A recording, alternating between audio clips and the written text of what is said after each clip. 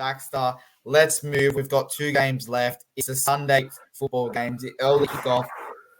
Excuse me. It's 2 p.m. from Mount Smart Stadium. You've got the Warriors taking on the Sydney Roosters. I've got to say, I feel sorry for the Warriors. Not this game as a whole, but they went up against Melbourne. They were absolutely dominating them, playing them off the park. Cameron Munster pops up, kicks a ridiculous 40-20, and the whole momentum switches. Now, there were some dodgy calls against them. There were some clear knock-ons where I think it was Webster was in the box going, how did that go against us? They finished the game, I think, with 1 bench player because of how many HIAs and injuries they had. So they definitely fought. And if you think back 12 months ago, they lost that game by, I think it was 60 points, 65 points, or whatever it was. It was like 70-10, I think it was, 60 points. They then come out, they lose by 8, where I'm going to say they had the referees against them. They had the injury gods against them. They had I agree with that. Cameron Munster pulling a pin out of a haystack against them. Like, it was just everything that could have gone against the Warriors went against this Warriors side.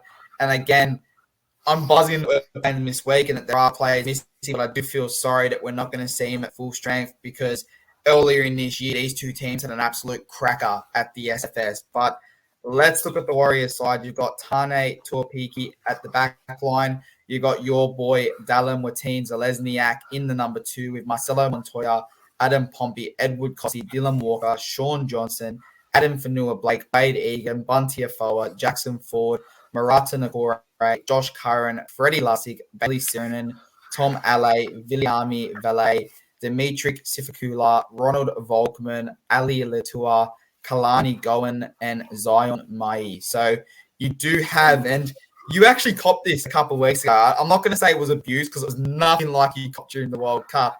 But you had a few friendly reminders when you made a mention that the Warriors had the same squad week in, week out, that a lot of the fans were like, no, we've had a lot of injuries. It's just that we had 2 here, 2 there, 2 here. So they have had a lot of injuries. All the names are similar to me with this New Zealand squad. So it's like, well, you know what? Maybe we pronounce them the same because we don't know how to pronounce half the names when we say it. But they have had a lot of injuries. I think the hardest and the biggest, and I guess what feel sorry for them. They lose Tohu Harris to a knee injury. They lose Chance to a head knock. Mm-hmm. They lose Taviga to an Achilles injury. So that's already 3 players that they have ruled out. What was that? And they'll lose Dylan Walker 2 to 3. Yeah, well, I was going to say his name. He's going to call that 2 to 3 match ban. Well, really? When's the judiciary roll out? Because I assume it's either tonight or tomorrow they'll do it to get it over and done with. But I think if the card just came out today, it'd probably be, if not now while we're talking, it'll be tomorrow afternoon or morning. So they do have a lot of injuries. Like you said, Walker, 2 to 3 weeks I think is a bit harsh. Now, when we first saw it, we both went, holy shit, did he just get sent for a head slam? Obviously, looking back, there was a bit of elbow contact. I don't think it was purposely done. I think he's getting definitely very hard done by due to the player getting concussed. I think that's where this big ban is coming from. It's unlikely he'll fight that charge. It's unlikely he'll even fight that charge, but no. Warriors utility Dylan Walker has pleaded not guilty to a dangerous contact charge and will front the judiciary on Thursday in a bid to free himself to face the Roosters on Sunday. Does it say what he gets? Is it 3 weeks if he loses? Dylan Walker, he's pleaded not guilty, so he hasn't got a penalty at the moment. I'm assuming that this says 2 to 3 weeks. I assume 2 weeks is early, 3 weeks is. Well, it hasn't got a penalty there. So because he obviously has to charge it, but I didn't see the early. Well, it was 2 to 3 weeks. I'm assuming it was 2 weeks early. I've got another page that says 2 to 3 weeks. So yeah, I'm guessing 3 will be the obviously. I would say. But I reckon he's got a case. I reckon he's got a case to a certain degree, and then from then on in, he loses the case. Like, it's the way I looked at it. It was like, yeah, it was a headstand, but it was just a hard tackle, and momentum is just falling on top with his elbows going across. As I said, accidents do happen in the game, and they do need to be disciplined throughout. But to say that this was a dangerous contact charge, I don't really think so. Well, don't get me wrong. I'm wearing a Roosters hat right here, but I kind of hope he does get off. I think what hurt him, and I'll throw it back to you, Baxter, is the incidences we had last year with Nelson. They said they were going to crack down on them because Nelson was hitting people on the floor with the elbow after a tackle. So I think that could work against him. I mean, yeah, that's why I say I reckon. Yeah, if he does get off, I'm buzzing for him as a player. If he doesn't get off, I'm buzzing because they're playing the Roosters. But I do hope, at worst, it does get downgraded to only 1 week. Yeah, that's what I reckon. I reckon he's got a case to answer for. Well, he's got a case to say he's not he's innocent until up until a certain point, and then that elbow that comes through just looks pretty bad. But as I say, accidents do happen, and they need to be ruled on and whatnot. So, well, I think if he is ruled out, Baxter, Ronald Vogtman does probably come into that number 6 role. He does fill that spot. But before we do move on to the Roosters, what do you make of this side? What do you make of their next man up mentality so far this year? Because not only are they doing well, not only were they 20 minutes away from coming second so far, their reserve grade in the New South Wales knockout doing well. So what do you make of the New Zealand Warriors so far this year? Well, they are a bit unlucky with the injury gods. I don't think they got robbed, but I think the injuries killed them. Obviously, Toa Harris with the knee, Chaz with the head knock, and Tavanga with the Achilles, killed them. Even if it was just one of those players, you'd probably say, unlucky, but to cop all three, to put up the fight that they did, you sort of hats off. I've heard a lot of media, a lot of people on SEN, 2GB, 873, Talkback Radio, Triple N, everybody that wants to talk footy. I've just heard, why don't we take the game to New Zealand for a day? That's one thing I think they need a cop. They need to move that game. Instead of being a 7 o'clock kickoff, make it a 2 p.m. kickoff. Really. That was just too late. The only reason they don't have a 2 p.m. is because they want the initial, which is always Roosters Dragons, which has been for history to be the first game. So that's why it's a 7 o'clock. Well, it's not really the first game, because when I remember a point in time where Roosters and Dragons have all been the only game played on Origin on Anzac Day until they've introduced this game. No, not this game, but it was a few years ago where it was playing on a Saturday. And there was a game. Since 1998, the Dragons and Roosters have been the only game to play on Anzac until this game. I reckon you go back to when Anzac was played on a Saturday, and it was Super Saturday, so it was Saturday's a bit different, but I'm saying that's what I mean. That's what I mean. So if they can play on Super Saturday, Anzac was Tuesday this week. This year, next year it's going to be Wednesday. Next year it's going to be Thursday. The year after that, it's going to be Friday. So Thursday when they play on Thursday, that'll be the Thursday game. That'll be the only game because it'll be Anzac Day. Fair enough. But I reckon they could have moved this game earlier. They could have had it at 2 p.m. because by the time they want the Roosters to headline it. That's always been that way. Fuck tradition, because really it was kicking off at 9 p.m. in New Zealand. Fuck that. Push it to 2 p.m. kickoff, regardless of where it is.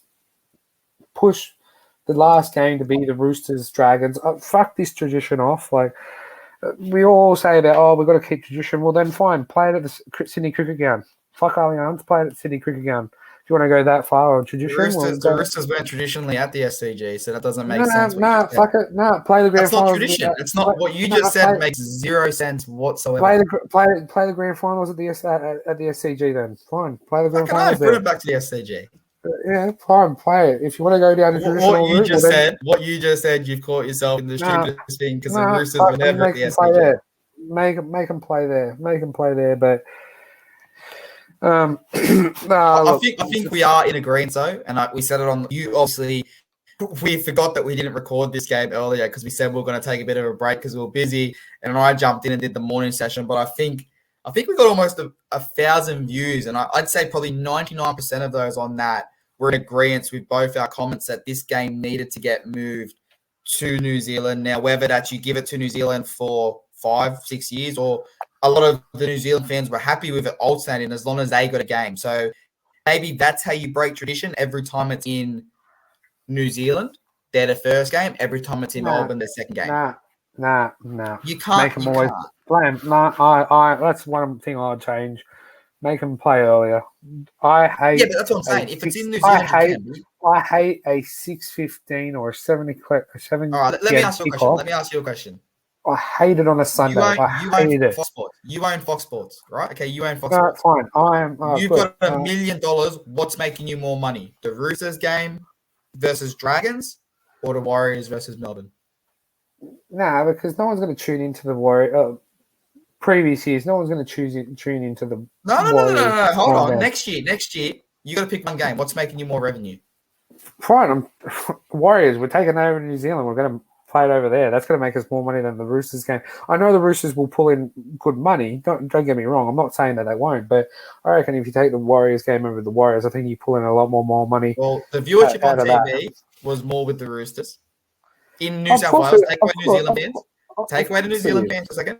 Of course, the viewership was more. The attendance was more. The revenue was more. Oh, the money they made of it was more. Of course, the attendance is more because it's a bigger stadium. Of course, it's more. Yeah, but what about TV? What about TVs? The viewership. Of course, because it's two Sydney teams. It's not a Queensland team and a New Zealand team playing. As a whole, the whole of Australia, the whole of New Zealand, the viewership was more for the Roosters game. Of course it is, because everyone want to see the Roosters lose. Well, that's just why. You make zero sense, but you know what? Like I've always been a big.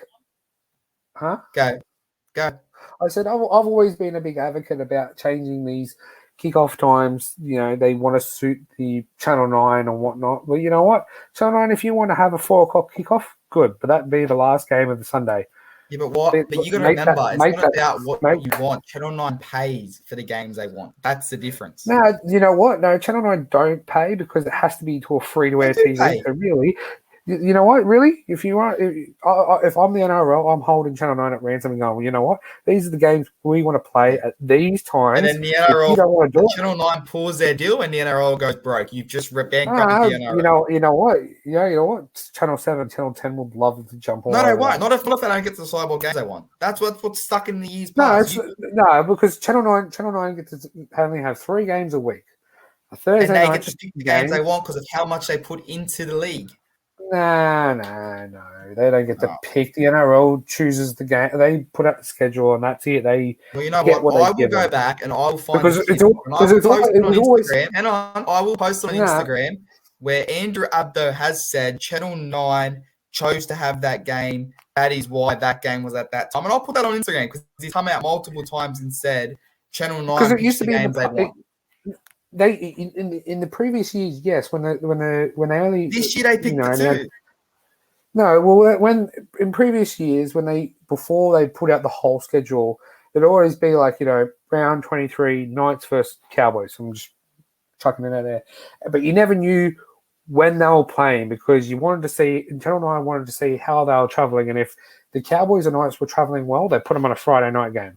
If they weren't traveling so well, they would pick another team to put on Friday night.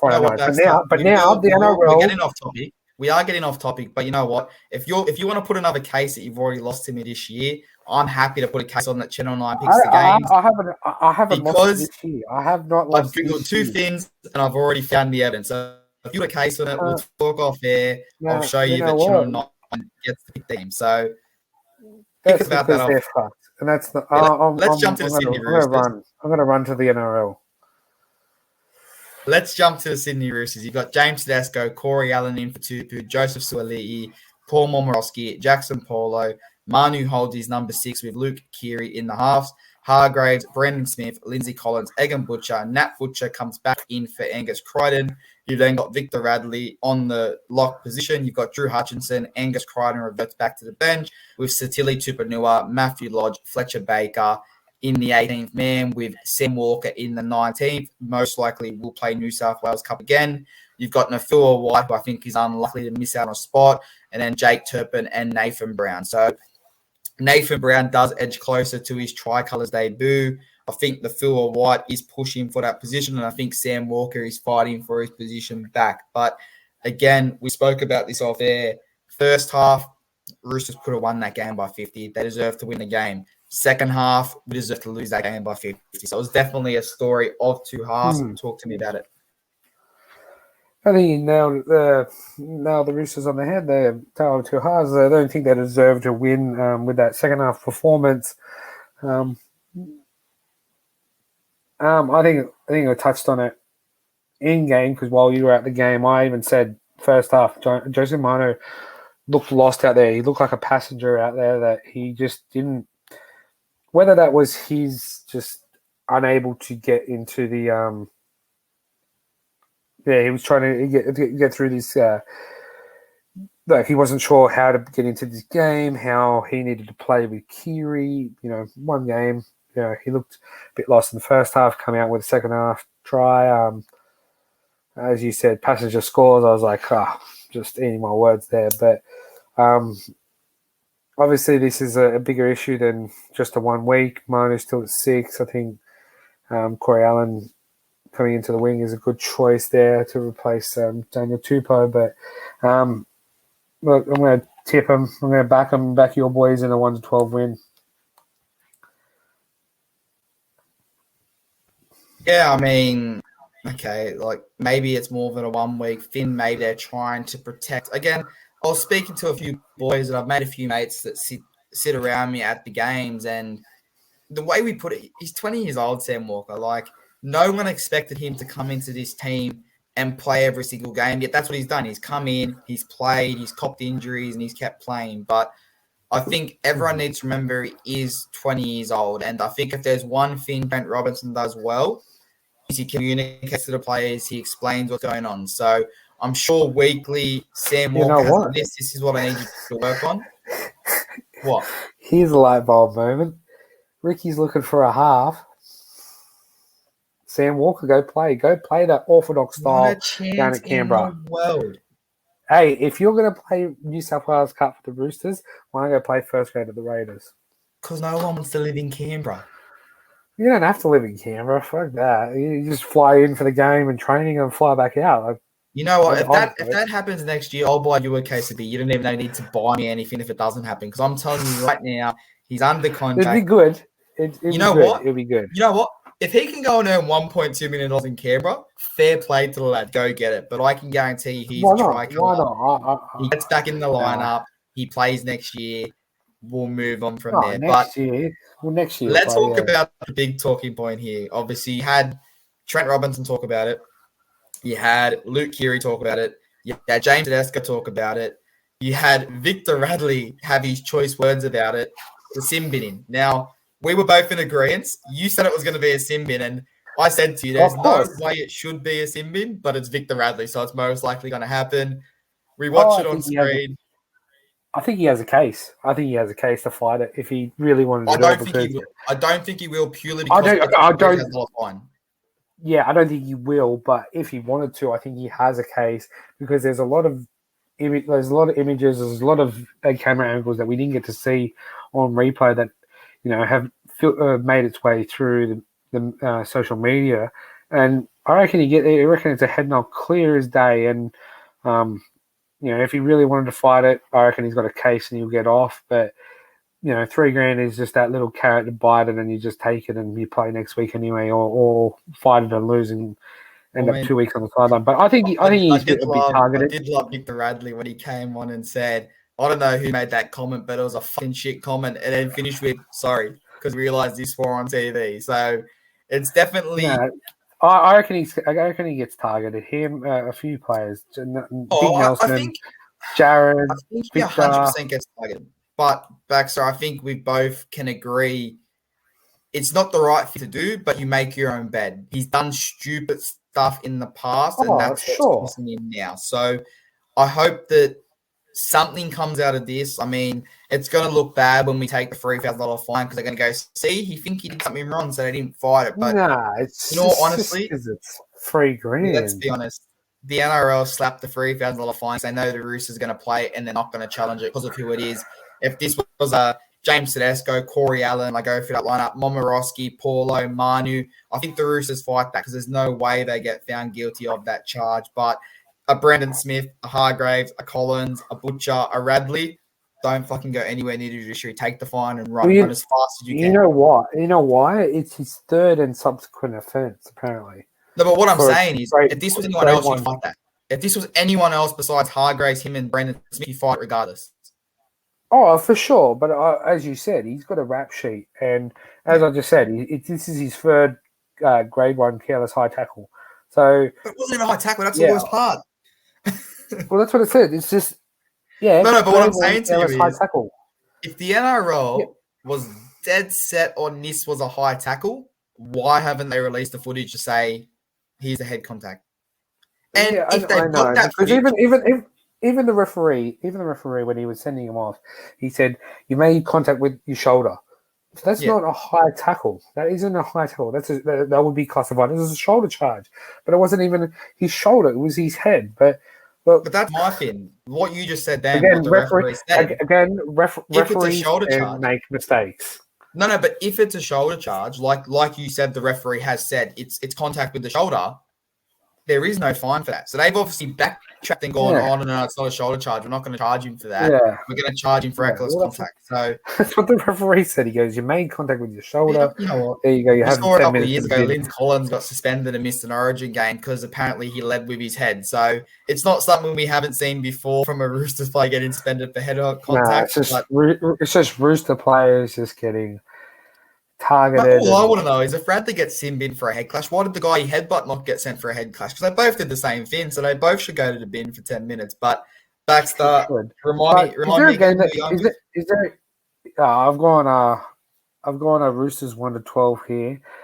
Is there a game where Radley has played a full 80 minutes or whatever due to bench rotation where he hasn't been sin-binned? Is there a game? Is there really a game? He actually went for a decent stint where I think it was something crazy like he played 80 minutes for 8 straight games and didn't get put on report. And I think the next 4 after that he got sin-binned or something crazy like that. Bring back that Radley. But you know what? You know what I think the funniest thing is? You look at the two differences. Now, this is something I want to bring up. Latrell Mitchell, Victor Radley. They're both known as absolute grubs. One name gets dragged through the stands. I wouldn't say both are grubs. No, I wouldn't say that. If you hear Latrell Mitchell and it's not a South Sydney fan, everyone calls him a grub. Like that's he's even said it. He goes, I'm a grub, I live on the border. Like that's him. He said that. Victor Radley, same thing. He's a grub. He's a player you want on your team. He's a player you don't want to play against. Let's be completely honest, because he's an absolute grub. He'll do everything. He'll play on the line, but they've both been sin-binned the same amount of times. Victor Radley cops it every 5 seconds, and everyone says Latrell Mitchell's an angel. So that's where I think the funniest part of this all is. But he does move into equal first of active players being sin-binned. So that's another record for the Roosters, another record for Victor Radley. And we do hope that it doesn't make it 4 in a row when they do play the Warriors this weekend, because he has been sin-binned 3 weeks in a row. Baxter.